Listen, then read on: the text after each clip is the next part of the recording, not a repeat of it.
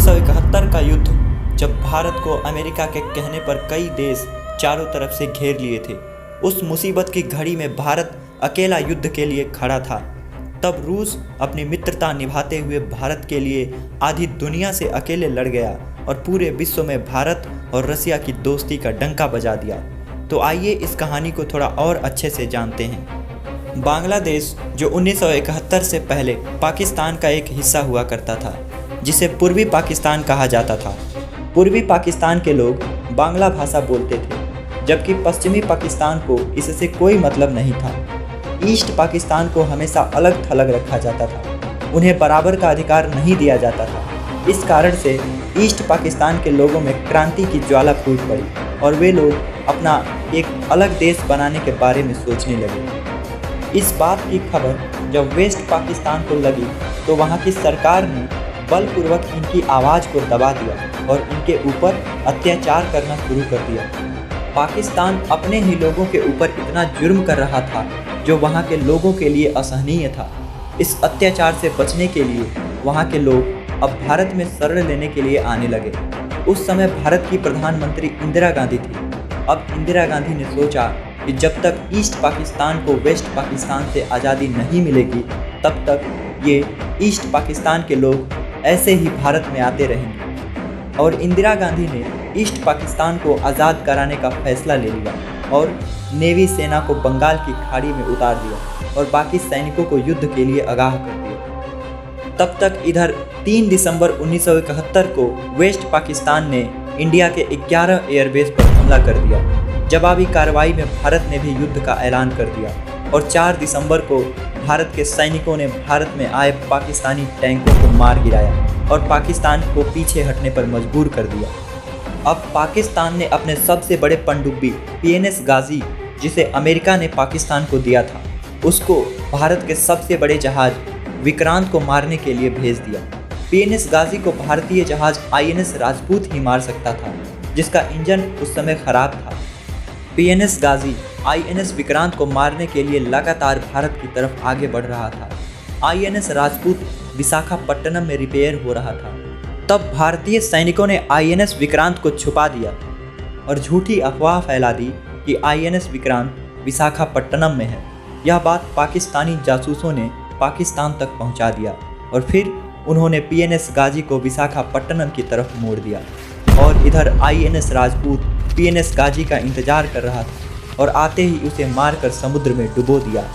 इस प्रकार भारत ने अपने खराब पड़े जहाज INS राजपूत की मदद से पाकिस्तान के सबसे बड़े पनडुब्बी PNS गाजी को मार गिराया। इससे अब पाकिस्तान का हौसला एकदम टूट गया और उसने अमेरिका से मदद मांगी।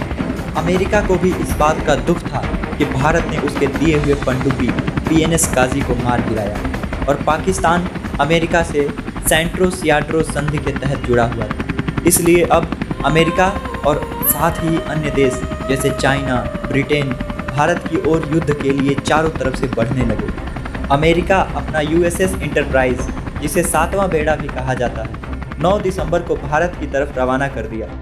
10 दिसंबर को ब्रिटेन ही अपना कैरियर ईगल भारत की ओर भेज दिया और इधर चाइना और कई देश भारत पर हमला करने के लिए तैयार बैठे थे।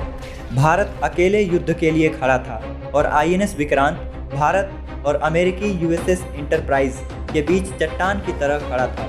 उस वक्त इतने देशों से युद्ध जीतने के लिए हमारे पास पर्याप्त नेवी शिप नहीं थे। तभी भारतीय प्रधानमंत्री ने रूस से मदद मांगी।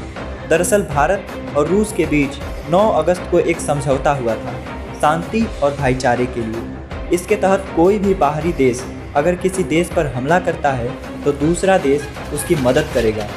लेकिन भारत को कोई खास उम्मीद नहीं थी कि रूस भारत के लिए अमेरिका, चाइना और इतने सारे देशों से लड़ेगा। लेकिन रूस ने अपनी मित्रता निभाते हुए अपनी सारी नेवी शिप्स को परमाणु सहित एंटी मिसाइल और पनडुब्बियों को भारतीय महासागर में भेज दिया, जिसको देख कई देश और ब्रिटेन पीछे हट गए और चाइना को बोला कि यदि भारत के ऊपर आप मिसाइल छोड़ते हैं तो अंजाम भुगतने के लिए तैयार रहिएगा। इस तरह चाइना भी पीछे हट गया। अब केवल अमेरिका था जो भारत की ओर बढ़ रहा था। तब रूस अपनी सारी मिसाइलें अमेरिकी जहाज़ों की तरफ कर दिया और कहा कि यदि भारत पर आपकी तरफ से हमला होता है तो वह रूस पर हमले के बराबर माना जाएगा।